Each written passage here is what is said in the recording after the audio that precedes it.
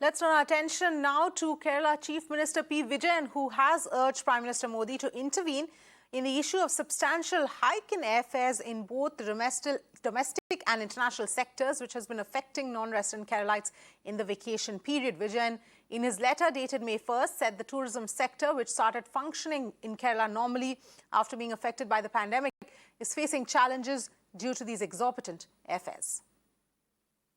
Chief Minister Pinarayi Vijayan has written a letter to Prime Minister Narendra Modi to look into this issue of exorbitant airfares. Especially, he has shown a table in that particular letter. There is a comparison table, which shows the airfares that compares during the pre-COVID times and the post-COVID times. Remember, in the pre-COVID times, the airfares from Kochi to Dubai, was comparatively less. But after the post-COVID times, that is, after 2022 May, the airfares have gone at least, airfares have doubled, gone at least by 2 times from what we saw during the pre-COVID times. So there is a more than double increase in airfares, especially from Kochi, Kozhikode, Thiruvananthapuram airports to various airports in Dubai, airports in Dubai and other Middle East countries. Well, let's bring in some more perspective, because the rates of airfare and prices have been extremely high, not just for Kerala, but other parts of the country as well. Now, Ajay Avtane, who is joining us here on the broadcast to explain a little bit more. Thank you so much, Ajay, for speaking to us. What is your own assessment of the situation? If we compare the airfares across several sectors, not just restricted to Kerala, it has been extremely high compared to the pre-COVID levels at this point. Yeah, hi. Thank you for having me.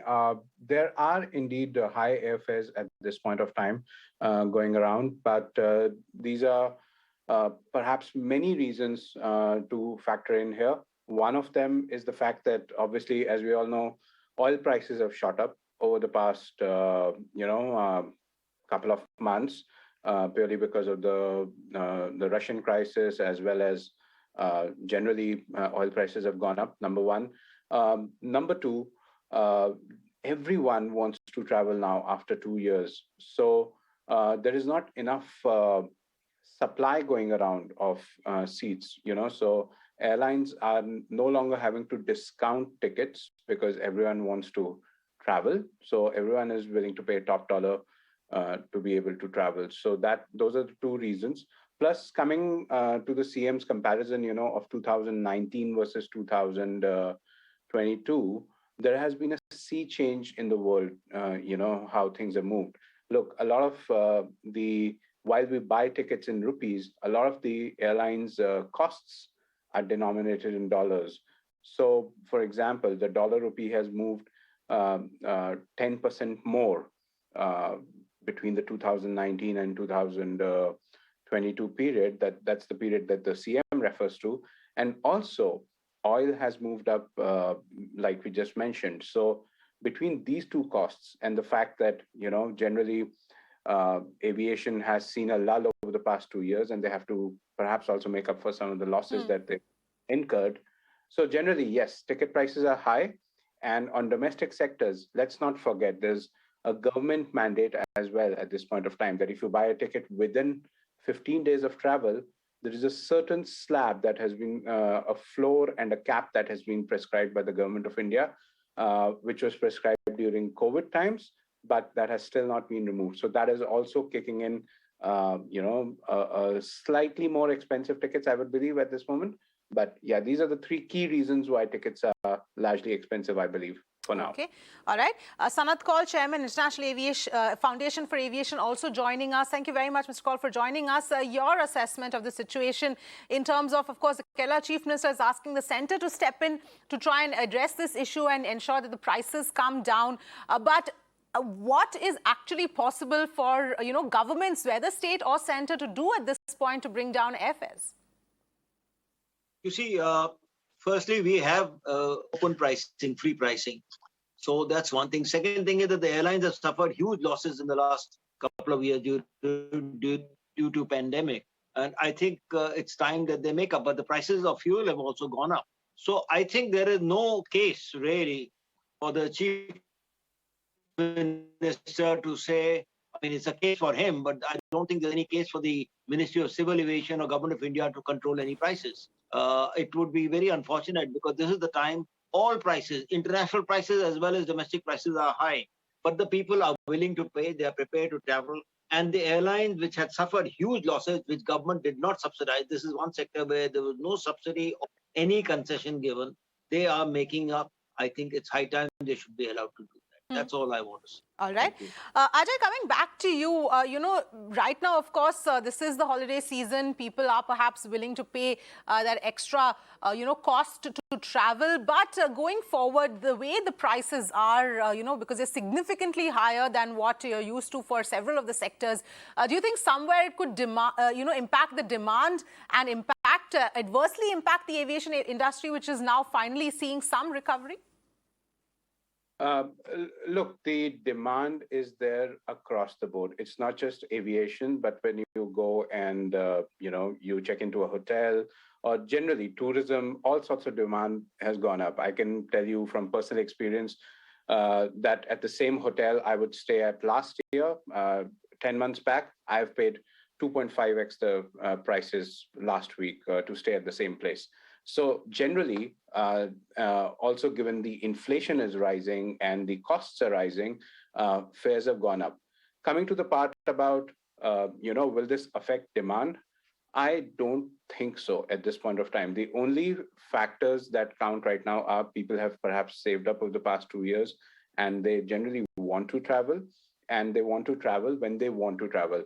One of the other factors that has changed during COVID, I believe, and this is a psychological thing, is people are no longer waiting to travel 2 years down the line or 3 years down the line. So given this is the first year, I mean, the pandemic is still ongoing, but this is the first time people really feel at ease to be able to travel. So they're out there and they're willing to pay the price.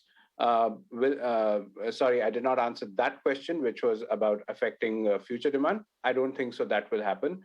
The airlines might at some point of time start to feel the pressure when the two new entrants in the Indian aviation market come out. So, Akasa is supposed to join the Indian skies and Jet Airways is supposed to join the Indian skies again. So I would believe at that point of time, they might want to suppress pricing to keep their market share.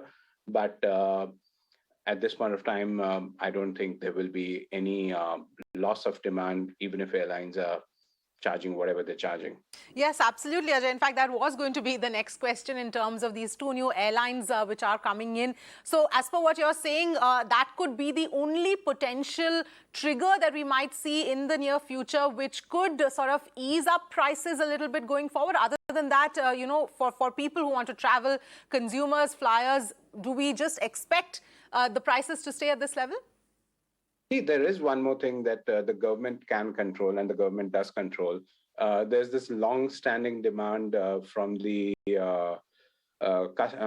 airlines that if the fuel prices could be included as under GST, because right now they're not able to take input ITC credit on those fuel prices under VAT regime. So, and this is about 40% of the rate of the costs of an airline at this point of time. So, if that happens, that could lead to a certain, lowering of the fares systemically. But other than that, I would advise flyers that if they wanted to really get some decent fares, I wouldn't say cheap would happen in the near future, but if they wanted to fly a little less expensive, perhaps it's an idea to book 1 month or 1.5 months out rather than planning their travel maybe 2 weeks out or 1 week out, because that's when the planes are not full and they might get a better price as compared to booking the tickets, let's say 1 week before travel. Okay. Mr. Kaur, coming back to you, in your opinion, do we now look at this level of airfares as a new normal, that it is going to be at these levels, as well as your understanding of what might happen or what triggers could there be once the new airlines actually enter and, shake up the market, so to speak?